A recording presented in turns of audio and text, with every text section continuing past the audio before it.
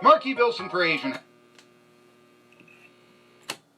We'll get Marky Billson for Asian House in just a second. Right now, why don't we get Josh Donaldson with the Atlanta Braves?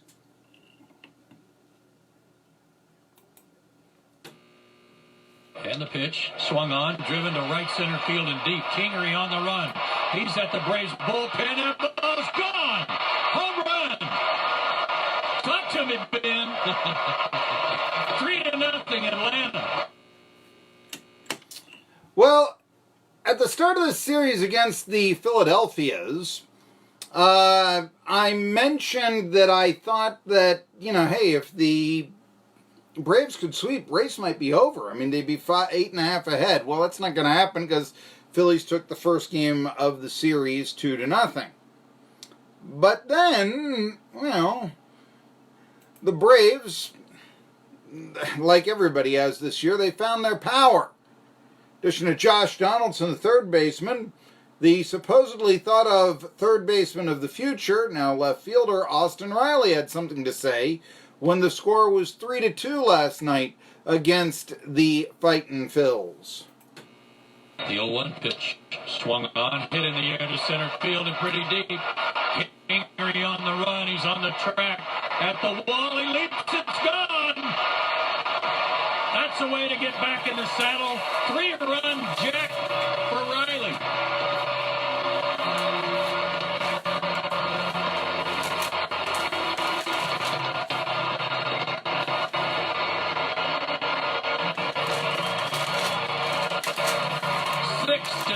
Atlanta. So that, like I said, you heard the national theme music and all that. All right, so Austin Riley is the new Robert Redford. All right, I get that. All right. How about Tyler Flowers? Yeah, how about Tyler Flowers? I want to know the count. Tyler swung on, ripped to center field, and that's deep. Kingery on the run. He can't get it. It short hops the wall. And Tyler Flowers hustling into second base. He's got a double. He's got an RBI. 7-2 Atlanta. Braves go on to win 9-2. Conclude the three-game series. Could still gain a game. I mean, they're 5.5 up on the Phillies right now. Nationals kept pace, by the way, but I guess the other team in town, if you will, well, they're not in town, but they do have a following, is the Cincinnati Reds. And Jose Iglesias, did something there. I tell you, the Reds have a chance to be a team, a player, in the second half. They have the pitching, by witness of how they shut out the Milwaukee Brewers. Here we go with the Redlegs. Needed this help from Iglesias. Ames standing right on the edge of the grass at first. Middle infielders Hira and Saladino at double play depth. One hopper back up the middle. That's a base hit. Puig rounding third. He's heading home, and it's a 2-0 Reds lead. So Iglesias, as he did last night, does it again here tonight, driving home Yasiel Puig. And it gives the Reds a 2-0 lead. Latasha Lynn Murray on our Facebook page says, Happy 4th of July, the same to you. And I finally get to say that, and it's not an insult. I'm glad to see that. It was, however, a 3-0 victory for the Redlegs against the Brewers. They gain a game on first place and are now, if you can imagine this, in last place and 4.5 out. They're a game and a half out of fourth. They had to overtake the Pirates several days ago, but then Josh Bell started going nuts.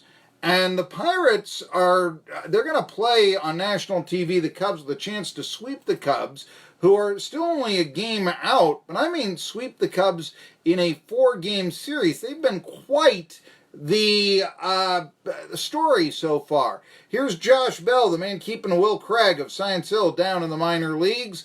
And, first of all, with the Cubs up 2-0, Bell contributed this way.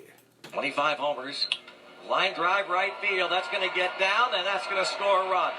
And Josh Bell's going to be at second base with another double. He's unbelievable, it's 2-1. give him 79 runs batted in. He leads the majors in doubles, has 30 of those. All right. So he leads the league in major leagues in double. I mean, think about this. By the way, the record is 67 doubles in a year, I believe. So he's on a pace to hit approximately 60, which would give you an idea there. But there was one record that Josh Bell set last night. The score was tied 3-3, Cubs and Pirates, 6th inning, and then... Here's the pitch. Gets this in the air, deep to left field, going back to Schwarber. Ring your bell! Josh Bell goes oppo to give the Pirates the lead. There's number 80. Ribbies. 26 home runs. Somewhere Odin is howling.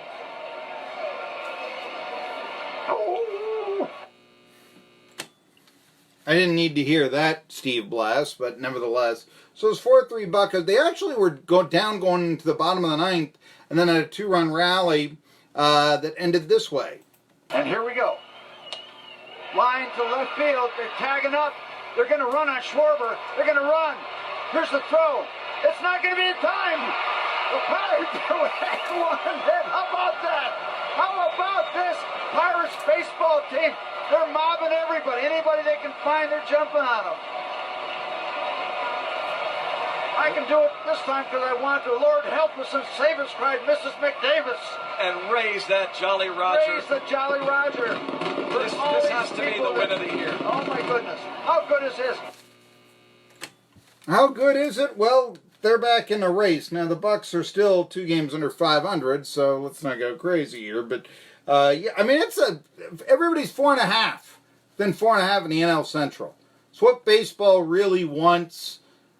Okay, yeah, I'd rather not have the wild card, but yeah, of course.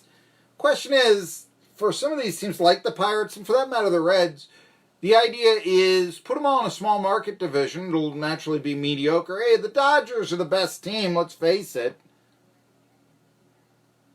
And keep the season interesting with those teams going around, just mediocre, but they're fighting amongst themselves.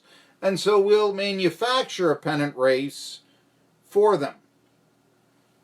Josh Bell is not manufacturing runs. He's hitting balls out of the park. That home run that I played for you had historic significance. It's the reason why I was highlighting it. That was his 59th extra base hit of the year. 26 dingers, 30 doubles, you heard him, 3 triples. 59 extra base hits before the All-Star break is a National League record, breaking that of Albert Pujols set in the previous, I think it was 2004. Pujols set the record. I'm going from memory there, so if I'm off one or so, forgive me. But it's a story of baseball there. But still, I think the story of baseball right now, in terms of on the field, the Yankees are just, they're going away with it. Aaron Judge now, long returned from his injury, and against the New York Mets, the crosstown rival, it's a good 4th of July game to play. Yankees used to play the Red Sox sometimes, but here we go. Aaron Judge. Let's see what the call is. Right, here's a 3-2.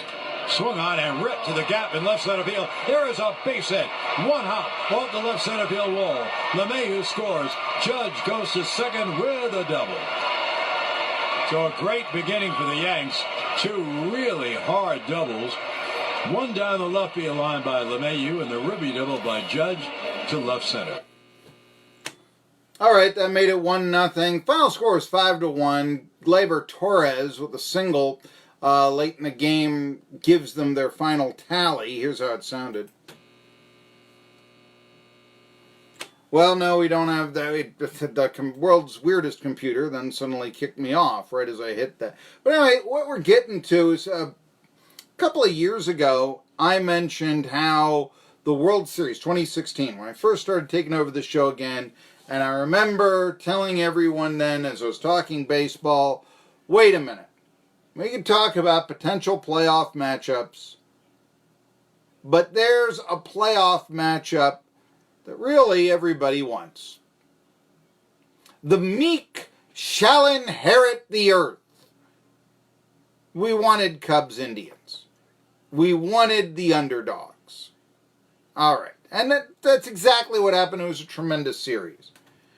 Astros Dodgers the next year was a 7-game series. Maybe it wasn't tremendous. The 7th game wasn't as compelling as being won in the 10th inning, certainly, but it was a good series. Last year, okay, decided in 5, Red Sox and Dodgers, big markets, yeah. The 18-inning game that ended, well, thankfully before 4 in the morning. No one could stay up to see, and so then they started saying, baseball needs to be short. Well, this was the only time in World Series history a game went that long. It broke the old record by 4 innings. Let's not be too hasty here. But the thing is, I think that this year, instead of the meek inheriting the earth, we want that traditional matchup, and it's coming out to be, although I don't know, maybe the Astros have something to say about this, and maybe the Twins, but Yankees-Dodgers. All right, it's not a Subway series like what the Yankees are playing now, but it hasn't been that since 1956, but Yankees and Dodgers. That's the Celtics and Lakers of baseball. Or really, the Celtics and Lakers are the Yankees-Dodgers of the NBA. Steelers and Cowboys? I think so. I think that's worthy of comparison as well. But that's the glamour teams. Yes, I'm not saying that St. Louis, or for that matter, Atlanta or the Red Sox or any number of teams aren't glamorous in baseball. But yeah, Yankees and Dodgers in the World Series. Halfway point of the year, they seem to be the best teams in their respective leagues. And it seems like that's the series right there that would pit the best against the best. And by the way, if you missed it last night,